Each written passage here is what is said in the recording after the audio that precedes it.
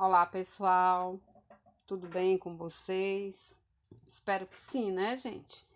Então, vamos lá. A mais uma aula remota. Nós vamos estudar hoje as figuras de linguagem, parte 2, tá?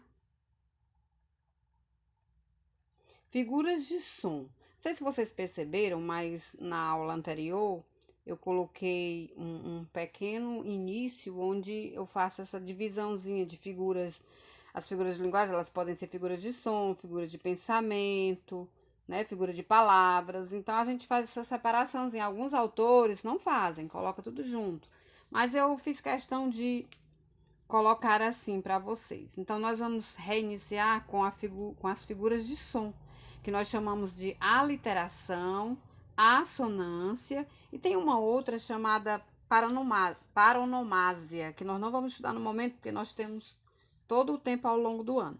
Então, a aliteração, ela consiste na repetição ordenada de mesmos sons consonantais.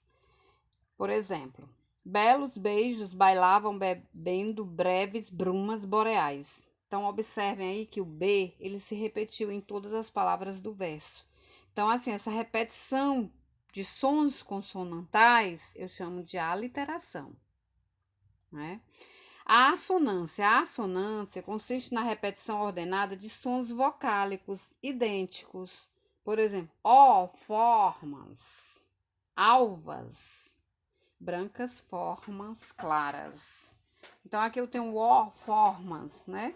Alvas brancas, formas claras. Então, eu tenho essa repetição aí ordenada do som vocálico O, que é idêntico, não muda do O para A, para I, né? Então, há esse som vocálico idêntico. Figuras de pensamento. As figuras de pensamento nós já até iniciamos na aula passada. Nós estudamos a antítese, que ela se encaixa nas figuras de pensamento também. Estudamos a prosopopeia, estudamos o paradoxo, lembram? Então, hoje nós vamos continuar com a ironia. A ironia é a figura que apresenta um termo em sentido oposto ao usual, obtendo, assim, um efeito crítico ou um efeito humorístico. Por exemplo, a excelente Dona Inácia era mestra na arte de judiar de criança. Então, você vê aqui que há uma oposição. A excelente Dona Inácia, a gente pensa que vai se dizer uma coisa boa da Dona Inácia, mas que nada, né? Ela era mestra na arte de judiar das crianças. Então, aqui eu uso aqui um tom irônico, né, para poder aqui eu ter uma figura de linguagem chamada ironia.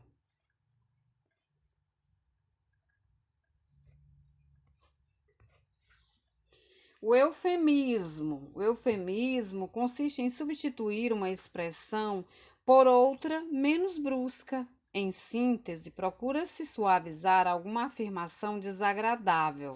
Ó, por exemplo, aqui, ó, o seu Jurandir, né, partiu dessa para uma melhor. Em vez de ele Em vez de se dizer que ele morreu.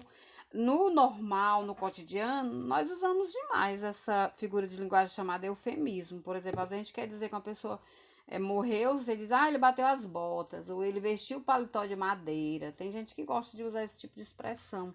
Então, a pessoa está utilizando a figura de linguagem chamada eufemismo. A hipérbole. Ó, a hipérbole é uma outra figura muito utilizada no dia a dia de nós brasileiros. Trata-se de exagerar uma ideia com finalidade enfática. Estou morrendo de fome. Em vez de estava com muita fome. Não, você diz logo que estava morrendo. Ou então você diz, eu estou me acabando de fome. Observe essa gravura nessa figura aqui.